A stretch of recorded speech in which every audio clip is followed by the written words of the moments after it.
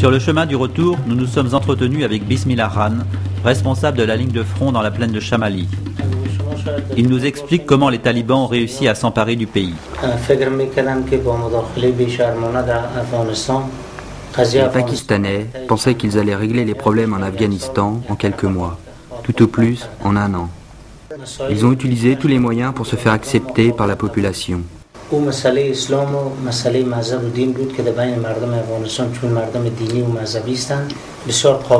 Ils ont mis en avant les principes de l'islam qui avaient été dénaturés pendant l'occupation soviétique.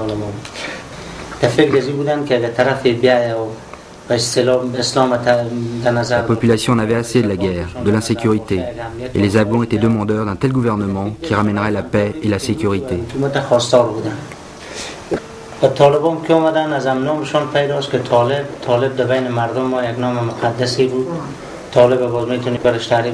Ils avaient choisi le mot Taleb.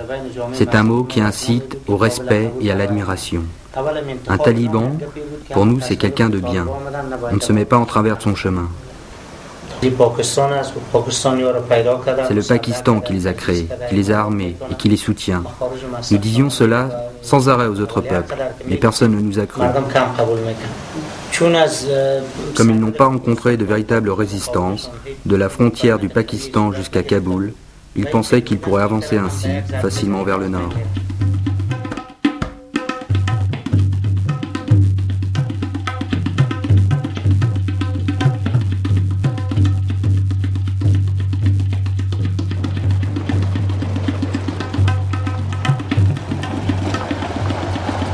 La guerre, nous l'avons vu aussi dans les hôpitaux, à la fabrique de prothèses de la Croix-Rouge comme à l'hôpital pour les blessés de guerre.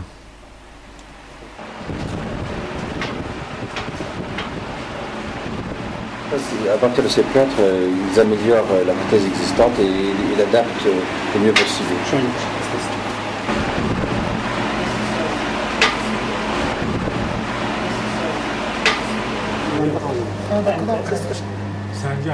C'est un jeune musique. 33 ans. Tout ça sont provenant de la ligne de front.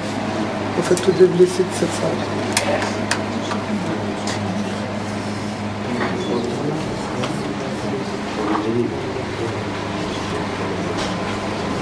Donc lui, il est victime de la ligne de front, d'une balle de Taleb sur la ligne de front à Bagram, qu'on a vu derrière l'autre jour. Donc à ma gauche, ça date de là, il y a 2 jours, de l'attaque de Farkhar, qu'on en a parlé beaucoup. Farkhar, c'est ça, s'est blessé. Ouais. Et qui est venu, il a mis 24 heures en voiture, jusqu'à venir ici, il est touché dans la jambe et dans le dos.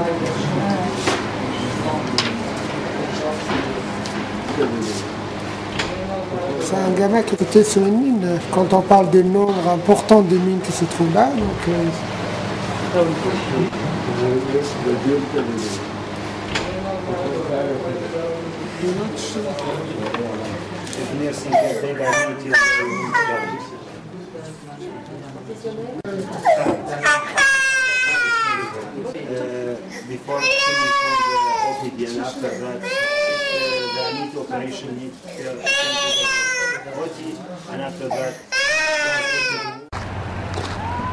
Posé là depuis 2 ans en bas de la vallée, ce char a été abandonné par les talibans lors de leur dernière offensive à travers la plaine de Chamali, avancée vite repoussée par la résistance avec le soutien actif de la population.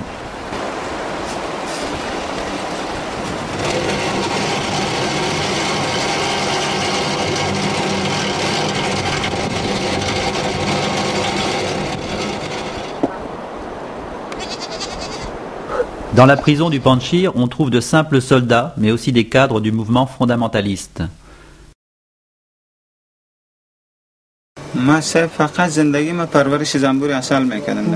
J'ai élevé les abeilles pour retirer de miel. Pourquoi faisait-il la guerre?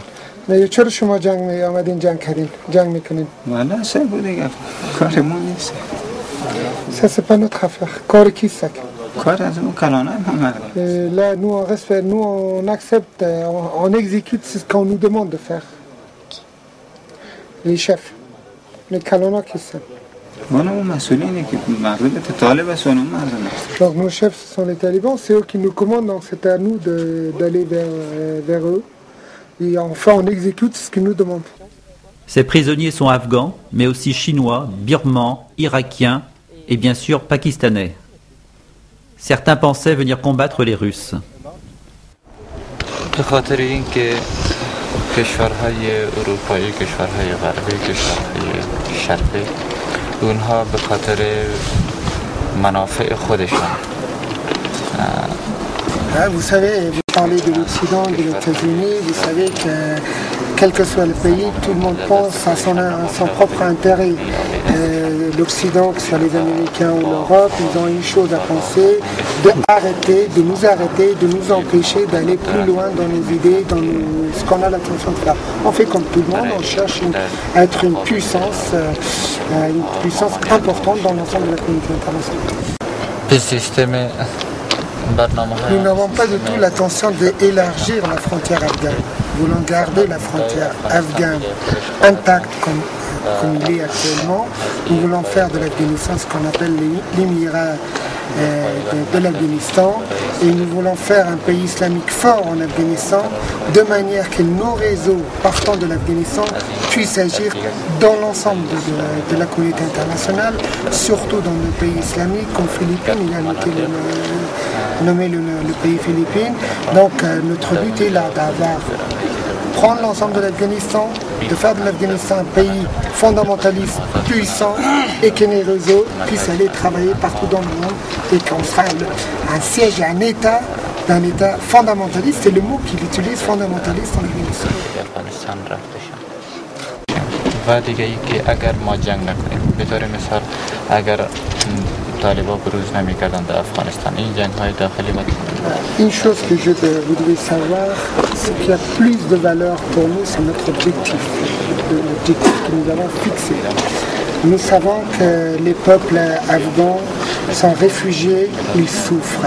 Et par rapport à l'objectif qu'on en a, cette souffrance est dérisoire.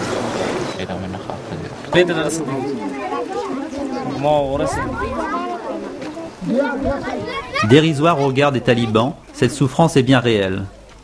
Souvent, les réfugiés n'ont que de l'herbe à manger, et un enfant sur 5 meurt de maladies dites bénignes, comme les gastro-entérites ou la rougeole.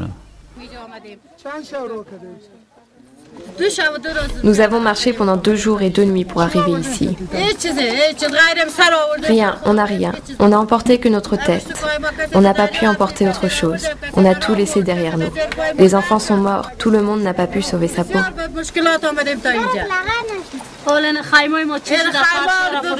Il n'y a pas d'ombre ici. On ne peut pas s'asseoir tranquillement dehors. Les enfants ne peuvent pas sortir. Avant, nous avions des maisons avec des jardins. Et les enfants pouvaient sortir.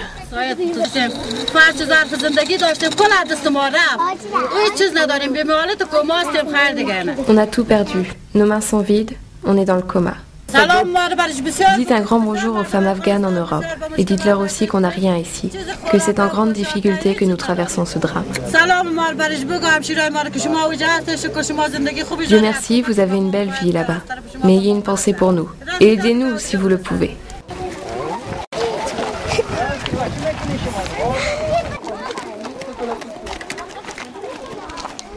Mais cette situation n'émouvait guère à l'époque où nous y étions. Il n'y avait pas de centaines ni même des dizaines de journalistes pour en témoigner.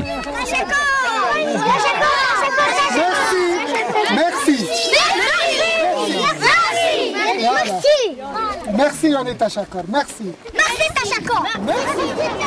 Dans le camp de réfugiés de Dashtak qui héberge 800 familles, les dons publics et privés ont permis à notre association d'améliorer la vie des réfugiés. Nous y avons entre autres construit une école de garçons. Comme le pont que nous appelions le pont Afghanistan-Bretagne et qui permet aux réfugiés du camp de rejoindre sans danger la rive droite du Panjshir où passe la route.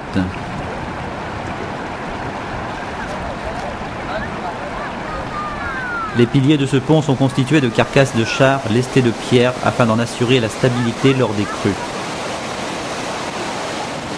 Paradoxalement, des ONG avaient construit des logements en pierre sans même poser de portes ni de fenêtres.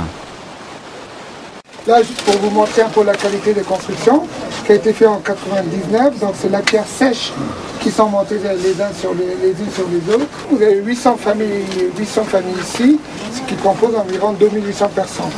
Bien heureusement, les réfugiés ont en partie compensé l'erreur de ces constructions en pierre en les recouvrant de terre. L'habitat traditionnel est en terre, plus économique et surtout isolant mieux du froid. Notre association a donc choisi de s'appuyer sur les compétences locales pour la construction de nouveaux logements. Ceci permet en outre de faire fonctionner le commerce et l'artisanat de la région. Les abris que vous venez de voir, c'est avec l'argent de Brest l'année dernière, plus une partie des donateurs bretons privés qui ont donné de l'argent. Parce que l'année dernière, je suis venu avec 100 000 francs.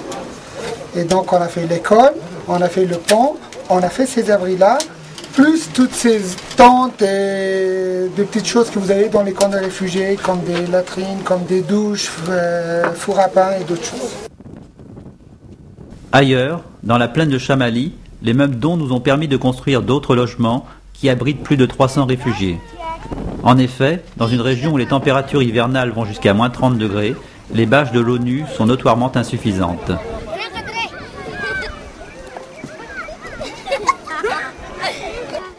Nous avons ensuite rencontré le médecin et les responsables du camp de Dashtak qui nous ont exposé les conditions de vie difficiles des réfugiés. Il dit tout dépend de l'arrivée des médicaments. Quand on n'a pas de médicaments, donc il y a très peu de gens qui viennent parce qu'après ça ne sert à rien. Quand ils voient que les médicaments arrivent, on a jusqu'à 80% d'argent.